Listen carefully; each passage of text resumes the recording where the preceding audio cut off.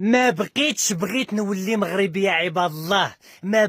بغيت نولي مغربي. محمد السادس لقى لي سحل، ما بقاش باغي نولي مغربي. انا ما بقاش باغي نولي مغربي. حيت البلاد معديين، حكومه سفاره ومحمد السادس. انا مريح هنا داو لي سطل ديال البريوه، ما راني بزناس، ما راني صفار، ما راني كندير والو.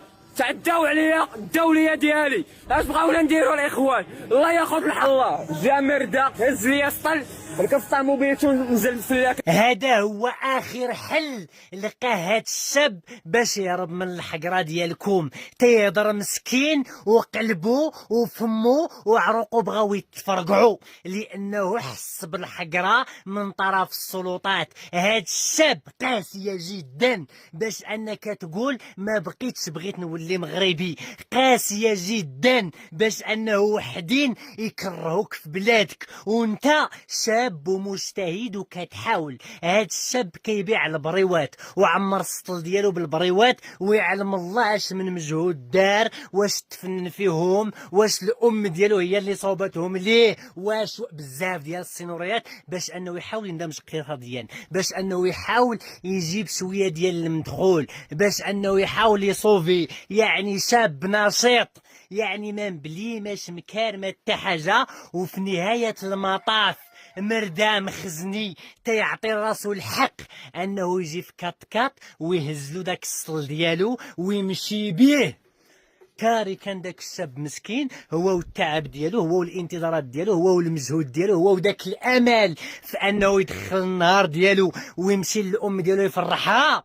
ما سوقوش وبدون اي سند قانوني. ما جالت تكلم معاه، لا راه انت مخالف للقانون، لا راه هاد الباعة المتزوين يسيئون الشارع والمنظر ديالو، لا راه هادشي ماشي هو والو.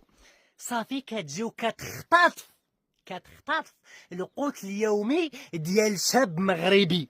اختطاف القوت اليومي ديال شاب مغربي، وهو واحد من ابرز الحوايج. هاد الحقره وهاد انك كتحاول تجتهد وانك تجمع راسك كشاب وانك تمشي تقاتل وانك تمشي دير شي حاجه باش تدخل شويه لوالديك وباش تحس براسك بانك نشيط وبانك كدير شي حاجه. وفي نهايه المطاف كيجي واحد بدون اي سند قانوني بلا حتى حاجه وتيهز لك داك الشيء ديالك واش هادي شفره دابا؟